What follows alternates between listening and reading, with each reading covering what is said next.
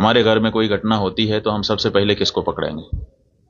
सबसे पहले तो चौकीदार को पकड़ेंगे ना, कि तुम कहां थे, क्यों ये घटना हो गई तुम्हारे रहते हुए, किस लिए तुमको रखा था। लेकिन यहां नहीं ऐसा हो रहा है। यहां जो है कहते तो हैं कि हम चौकीदार हैं, लेकिन चौकीदारी अगर की गई होती, हाँ चौकीदार अगर अपने काम में पक्का होता है तो उसके ऊपर आक्रमण करके उसको कोई मार दे, लेकिन फिर कहा जाता है कि इस चौकीदार ने अपना निभाया।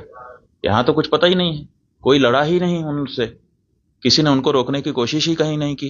वो आए, घटना की, आराम से चले गए, कहीं पर उनको कोई बाधा नहीं है।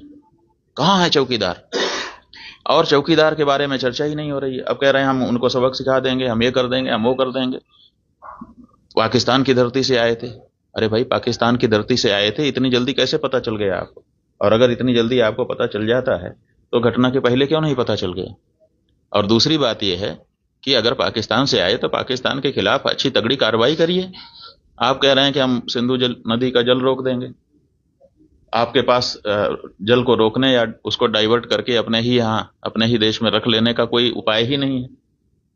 हमने विशेषज्ञों से पूछा कि अगर हम सिंधु नदी का जल पाकिस्तान में जाने से रोकना चाहते हैं तो हमारे पास क्या व्यवस्था है। उन्होंने कहा हमारे पास कोई व्यवस्था नहीं है।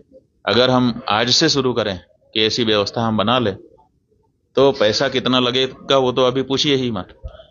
अगर पैसा पर्याप्त दे दिया जाए, पैसे के कारण एक दिन भी काम ना रुके, तब भी 20 साल लगेगा, तब हम सिंधु नदी का जल रोक पाएंगे। तो ऐसी परिस्थिति में हम ये कह दे रहे हैं कि हम सिंधु नदी का जल रोक लेंगे। और टेलीविजन के एंकर हमने सुना, वो कह रहे थे बूंद बूंद के लिए तरसेगा पाकिस्तान।